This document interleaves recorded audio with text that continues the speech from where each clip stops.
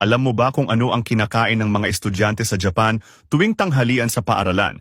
At kung gaano kahigpit ang proseso ng paghahanda nito? Ngayon, silipin natin ang loob ng isang school lunch factory sa Tokyo para makita kung paano ginagawa ang mga pagkain na ito. Bago pumasok sa work area, kailangang magsuot ng tamang sapatos, sombrero, face mask at uniforme ang mga staff. Ang mga mansanas ay binalatan, tinanggalan ng buto, hiniwa at inilalagay sa lalagyan ayon sa klase. Samantala, malaking kaldero ang ginagamit para magluto ng kanin. Humigit kumulang 700 servings kada luto. Kapag luto na, tinitimbang ang kanin at inilalagay sa mga container para siguraduhing pantay-pantay ang dami para sa bawat klase. Araw-araw din, nagluluto ang mga staff ng seafood at gulay na sabaw gamit ang mga sangkap tulad ng kelp at tinuyong isda. Pagkatapos ay nilalagyan ng ginisang baboy, diced tofu at gulay. Bawat estudyante ay may kasamang bote ng purong gatas sa kanilang pagkain. Mula noong 2023, unti-unti nang ipinatutupad ng gobyerno ng Japan ang libreng school lunch sa mga pampublikong paaralan sa Tokyo, layuning mapagaan ang gastusin ng mga pamilya